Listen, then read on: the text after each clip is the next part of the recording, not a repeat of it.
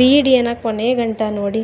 ನಮಸ್ತೆ ನನ್ನ ಪ್ರೀತಿಯ ಕನ್ನಡಿಗರೇ, ಇದು ಗುರುವಾರದ ಸಂಜೆ ಬ್ಲಾಗ್. ನುಗ್ಗೆಕಾಯಿ ಸಾಂಬಾರು ಮಾಡೋಣ ಅಂತೇಳಿ ರೋಡ್ಗೆ ಹೋಗಿ ನುಗ್ಗೆಕಾಯಿ ತೊಗೊಂಬಂದೆ. ಅದಕ್ಕೆ ಸಂಜೆ ಮೇಲೆ ವೀಡಿಯೋಸ್ ಮಾಡಿ ಅಪ್ಲೋಡ್ ಮಾಡ್ತಾಯಿದ್ದೀನಿ. ಮಧ್ಯಾಹ್ನನೇ ರೆಡಿ ಮಾಡಿ ಇಕ್ಕೊತಾ ಇದ್ದೆ. ಬಿಸಿಲು ಮನೆ ಒಳಗೆ ನಿಂತ್ಕೊಂಡು ಅಡುಗೆ ಮಾಡೋಕ್ಕಂತೂ ಆಗೋದೇ ಇಲ್ಲ, ಅಷ್ಟು ಹಬೆ ಹೊಡೆಯುತ್ತೆ.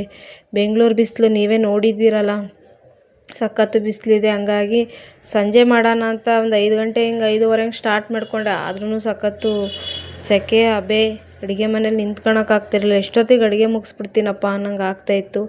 ಒಂದು 2 ದಿನ ಮಳೆ ಹುಯ್ತು. 2 ದಿನ ಮಳೆ ಹುಯ್ದಾದ್ಮೇಲೆ ಮತ್ತು 3ನೇ ದಿನಕ್ಕೆ ಕೇಳಬೇಕಾ, ಇದ್ದಿದ್ದು ಜಾಸ್ತಿ ಆಗೋಯ್ತು. ಅದಕ್ಕೆ ಬೇಗ ಬೇಗ ಮಾಡೋಣ ಅಂತೇಳಿ ನುಗ್ಗೆಕಾಯಿ ಸಾಂಬಾರೆಲ್ಲ ಒಗ್ಗರಣೆ ಕೊಡ್ತಾಯಿದ್ದೆ.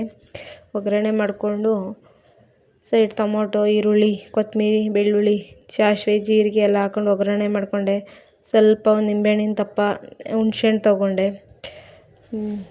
ಎಲ್ಲ ಒಗ್ಗರಣೆ ಮಾಡ್ಕೊಂಡು ವೈಟ್ ರೈಸ್ ಮಾಡಿಕೊಂಡು ಸೈಡಿಗೆ ಒಂದು ಹಪ್ಳ ಇದ್ದರೆ ಕೇಳಬೇಕಾ. ಫಂಕ್ಷನ್ ಸಾಂಬಾರೆಲ್ಲ ಮಾಡ್ತಾರೆ ಗೊತ್ತಾ, ಹೋಟ್ಲಲ್ಲಿ, ಫಂಕ್ಷನಲ್ಲಿ, ಆ ಥರ ಸಾಂಬಾರು. ಟೇಸ್ಟ್ ಮಾತ್ರ ಸೂಪರಾಗಿತ್ತು. ಮನೆಯೇ ಸ್ಮೆಲ್ ಹೊಡಿತಾ ಇತ್ತು.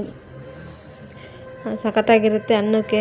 ಇದೇನು ಮುದ್ದೆಗೆಲ್ಲ ಚೆನ್ನಾಗಿರಲ್ಲ, ವೈಟ್ ರೈಸ್ ಮಾಡಿಕೊಂಡ್ರೆ ಚೆನ್ನಾಗಿರುತ್ತೆ. ಊರಿಂದ ಬೇರೆ ಅಕ್ಕ ಮಾವಿನಕಾಯಿ ತೊಗೊಂಬಂದಿದ್ಲು, ಉಪ್ಪಿನಕಾಯಿ ಹಾಕೋಣ ಅಂದ್ಕೊಂಡೆ. ಅದು ವೀಡಿಯೋ ನಾಳೆ ತೋರಿಸ್ತೀನಿ. ಥ್ಯಾಂಕ್ ಯು, ಧನ್ಯವಾದಗಳು.